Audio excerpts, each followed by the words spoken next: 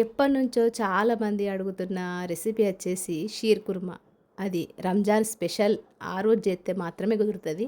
అయితే ఈరోజు మీకోసం నేను రంజాన్ స్పెషల్ షీర్ కుర్మా అయితే చేస్తున్నాం. ఖచ్చితంగా వీడియో ఎండే వరకు చూడండి.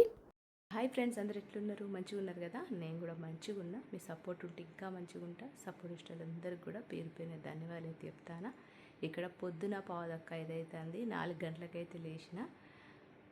మా హస్బెండ్ అయితే నైట్ అంతా కూడా మసీదులోనే వండుకున్నాడు. అక్కడే సైరీ చేసుకొని, అంటే పొద్దున అన్నం తినేసి నమాజ్ చదువుకొని ఇంటికి వస్తాడు ఒక 15 నిమిషాలు 20 నిమిషాల తర్వాత. ఇప్పుడు మా చిన్నోడు ఒక్కడే ఒక పొద్దు ఉంటాడు.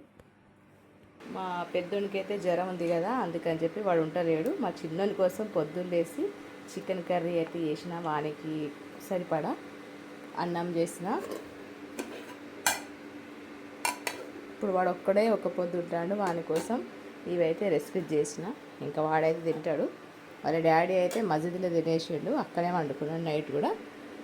ఇక్కడైతే ఈ కరెంటు మిషన్, ఈ ఎలక్ట్రికల్ ఇండక్షన్ అయితే మంచిగా వర్క్ అవుతుంది. మంచిగా స్టీల్లా నేను అన్నీ కూడా వంటలు చేస్తాను. నేను ఇది డిస్క్రిప్షన్ కూడా ఇచ్చిన, తీసుకోండి. ఇటువంటి టైంలో మనకు మంచిగా పనికి వస్తుంది. ఇక్కడైతే ఎవ్వరు లేవలేదు. 4:30కి అయితే లేచిన. ఇక్కడ చూస్తారు కదా ఎంత చీకటిగా ఉన్నదో. అమ్మా ఆజా.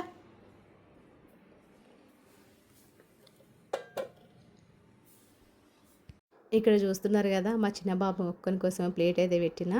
ఇంకా వాడు వచ్చేసి పాపం పొద్దున 4:30కి అట్లా లేచి అన్నం తినేస్తాడు. అన్నం తినేసి మళ్ళీ 7 గంటలకు లేచి మళ్ళీ స్నానం మొహం కడుక్కొని మళ్ళీ స్కూల్కి వెళ్ళిపోతాడు అన్నట్టు. పాపం వానికి నిద్ర సరిపోతలేదు. 30 రోజులు అంటే ఇప్పటికి 26 డేస్ నుంచి వాడైతే ఈ విధంగానే ఆ విధంగానే తినడం, పడుకోవడం, స్కూల్కి వెళ్ళడం అయితే జరుగుతుంది. ఇక్కడైతే మా హస్బెండ్ మస్జిద్ నుంచి అయితే వచ్చిండు. ముందైతే మీకు రెసిపీ గురించి చెప్పాలి కదా. అయితే మధ్యాహ్నం అయితే 2 అట్లా అయింది. ఇంకా మా హస్బెండ్ అయితే ఆఫీస్కి వెళ్ళలేదు. ఈరోజు స్పెషల్ కాబట్టి, అంటే జగనకి రాదు కాబట్టి మేము స్పెషల్గా షీర్ కుర్మా చేసుకుంటాం. అయితే ఆ రెసిపీ మీతో షేర్ చేసుకుంటాను. వీడియోను ఎక్కడ స్కిప్ చేయకుండా చూడండి. ఫస్ట్ అయితే ఇక్కడ పిస్తా ఒక 50 గ్రామ్స్, కాజు, బాదం, ఎండు ద్రాక్ష, ఎండు ఖర్జూరు, చిరోంజి, దాంతోపాటు పంప్కిన్ సీడ్స్ అంటే గుమ్మడి గింజలు అనుకుంటా, అవన్నీ కూడా ఒక 50 గ్రాముల చొప్పున తీసుకున్నాడు. ఇక్కడ వచ్చేసి నీళ్ళు అయితే వేడి చేసిన, నీళ్ళు 3 గిన్నెలు అయితే వేసుకుంటాను. ఈ 3 గిన్నెల సపరేట్గా మనమైతే ఈ డ్రై ఫ్రూట్స్ని అయితే నానబెట్టుకుందాం. మేమైతే మా పండగ రోజు, మా పెద్ద ఫ్యామిలీ కాబట్టి 4 కొడుకులు, 4 కోడళ్ళు, పిల్లలు, మేమందరం కలిసి పండగ చేసుకుంటాం. కనీసం ఒక 25 మంది ఉంటాం. 25 లీటర్ల పాలుతోని మేమైతే షీర్ కుర్మా చేస్తామన్నట్టు. నేను ఇంకా 2 రోజులైతే మా అత్త వాళ్ళ ఇంటికి పోయేది ఉంది. ఖచ్చితంగా వీలుంటే ఖచ్చితంగా షీర్ కుర్మా మీకు చేసి చూపిస్తా, ఇంకా పెద్ద క్వాంటిటీలో. ఇక్కడైతే నేను చిరోంజి వేడినీళ్ళలో పెట్టేసుకున్న.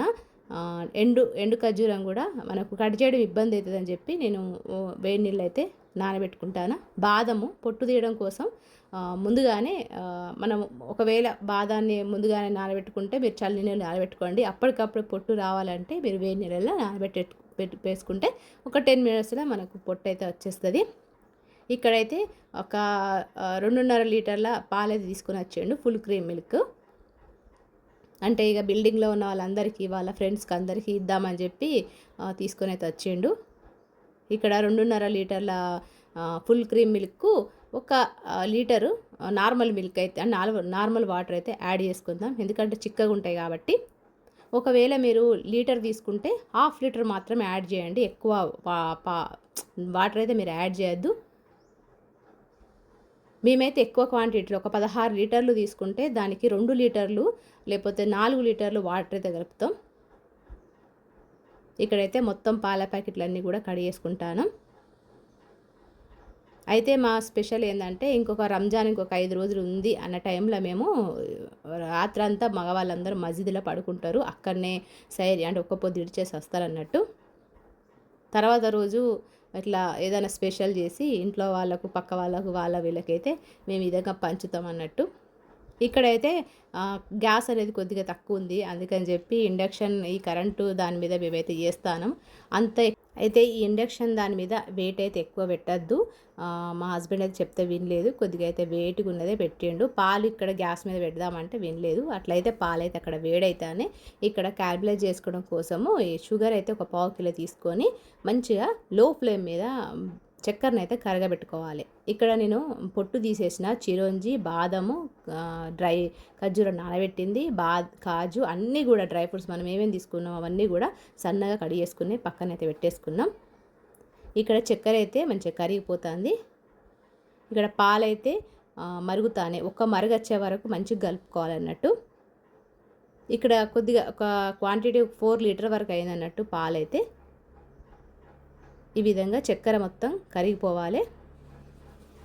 అంటే మేము మా పండగ రోజు చేసే షీర్ కుర్మా అయితే ఇట్లా చక్కెరనైతే కరిగించి అయితే చెయ్యము. ఎందుకంటే ఎక్కువ క్వాంటిటీ ఉంటుంది కాబట్టి నార్మల్గా చక్కెరను డైరెక్ట్ పాలల్లో వేసి మరిగిస్తాం అన్నట్టు.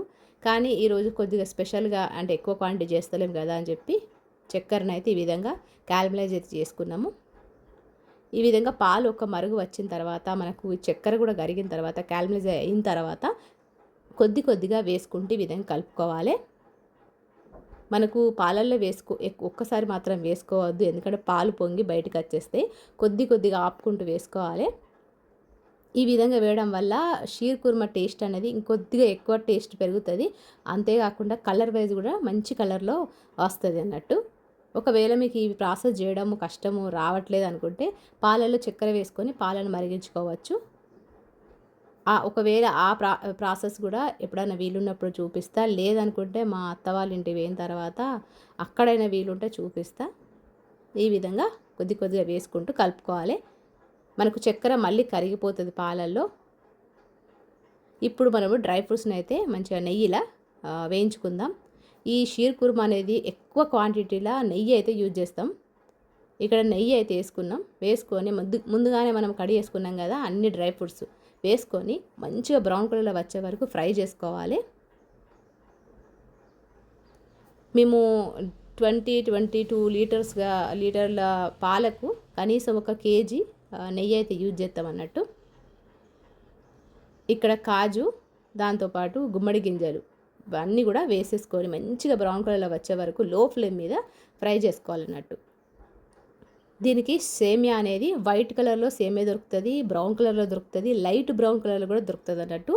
3 కలర్స్ దొరుకుతుంది. ఇక్కడ మెయిన్ దీనికి స్పెషల్ ఏంటంటే పిస్తా పౌడరు. ఒక 50 గ్రామ్స్ పిస్తానైతే మిక్సీ పట్టేసుకొని పక్కన పెట్టుకున్నాము. ఆ తర్వాత మనకు పాలు ఒక మరుగు వచ్చినాయి కదా, మంచిగా చక్కెర కూడా కరిగిపోయింది. అప్పుడు మనం పిస్తా పౌడర్ వేసుకొని కలుపుకోవాలి. ఇప్పుడైతే మనం బాదం అవన్నీ కూడా డ్రై ఫ్రూట్స్ మంచిగా ఫ్రై అయిపోయినాయి. అదే ప్యాన్లో మళ్ళీ కొద్దిగా నెయ్యి వేసుకొని సేమియా అయితే అది వేసుకుందాం. సన్నటి సేమియా ఇది. దీంతో కునాఫా కూడా చేస్తారు. ఇలాంటి సేమియా ఇది ఆల్రెడీ బ్రౌన్ కలర్లో ఆల్రెడీ వేయించిన సేమియానే. ఇది లైట్ సేమియా, బాగా గోల్డ్ కలర్లో వచ్చిన సేమియా కాదు. ఇందులో 3 కలర్స్ ఉంటాయి అన్నట్టు. మీరు ఒకవేళ వైట్ కలర్ తీసుకుంటే దాన్ని బాగా బ్రౌన్ కలర్ వచ్చే వరకు ఫ్రై చేసుకోవాలి. ఈ విధంగా పాలు కూడా మంచిగా పిస్తా కూడా వేసిన తర్వాత పాలు మంచిగా మరిగిన తర్వాత మనం ముందుగానే ఫ్రై చేసుకున్న డ్రై ఫ్రూట్స్ వేసుకొని మళ్ళీ ఒక 2 నుంచి 3 నిమిషాలు మరగనియాలి పాలను. కలర్ మాత్రం డిఫరెంట్ మంచి కలర్లో వచ్చింది. మీరు అబ్జర్వ్ చేస్తున్నారు లేదో, క్యారమలైజ్ చేయడం వల్ల ఆ విధంగా కలర్ వచ్చింది. ఇక్కడైతే గ్యాస్ అనేది సిమ్లో పెట్టేసి మనము ఇక్కడైతే మిల్క్ మేడ్ అయితే వేసుకుందాం. ఇది ఆప్షనల్ అన్నట్టు, వేసుకుంటే వేసుకోవచ్చు, లేదనుకుంటే మీరు ఈ ప్లేస్లో కోవా కూడా వేసుకోవచ్చు. ఈ రెండిట్లో ఏదో ఒకటి మాత్రం ఖచ్చితంగా యాడ్ చేయాలి. అప్పుడు మనకు షీర్ కుర్మా టేస్ట్ అనేది మంచిగా వస్తుంది. ఇప్పుడు ఒకసారి మంచిగా కలుపుకుందాం. ఆ తర్వాత మనం ముందుగానే ఫ్రై చేసుకున్నాం కదా సేమియా, అది కూడా ఇందులో వేసుకుందాం. ఇది వచ్చేసి 4 లీటర్లకు పావు కిలో కన్నా ఎక్కువ, కొద్దిగా అంటే 300 గ్రామ్స్ మాత్రమే సేమియా వేసుకున్నాం. ఈ విధంగా ఒక్క మరుగు వచ్చిన తర్వాత గ్యాస్ అయితే ఆఫ్ చేయాలి. ఎక్కువసేపు అయితే ఉడకబెట్టద్దు. ఆల్రెడీ పాలు వేడిగా ఉంటాయి కాబట్టి ఉన్న వేడితోని మనకైతే సేమియా అనేది పర్ఫెక్ట్గా ఉడుకుతుంది. ఒక 2 నుంచి 3 నిమిషాలు మాత్రమే ఉడకబెట్టాలి. ఆ తర్వాత గ్యాస్ అనేది ఆఫ్ చేయాలి. ఇక్కడ గ్యాస్ అయితే ఆఫ్ చేసిన మీకు చూపిస్తున్నాయి కదా, పర్ఫెక్ట్గా మనకైతే ఉడుకుతుంది అన్నట్టు. లేకపోతే మొత్తం ముద్దలాగా అయిపోతుంది. చాలామందికి సేమియా షీర్ కుర్మా అనేది చాలా ముద్దలాగా అయిపోతుంది. ఎక్కువ క్వాంటిటీ కూడా యూజ్ చేయొద్దు.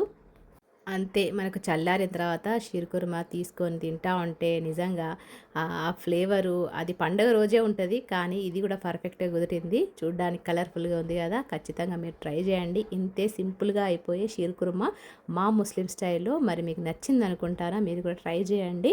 ఇంకా ఇఫ్తార్ కోసం మేమైతే ఈరోజు షీర్ కుర్మా దాంతో పాటు బిర్యానీ చేసిన మరొక మంచి వీడియోతో మరొక మంచి రెసిపీతో మిమ్మల్ని అయితే కలుస్తా మరి. అంతవరకు ఉంటా మరి. నమస్తే. సెలవు.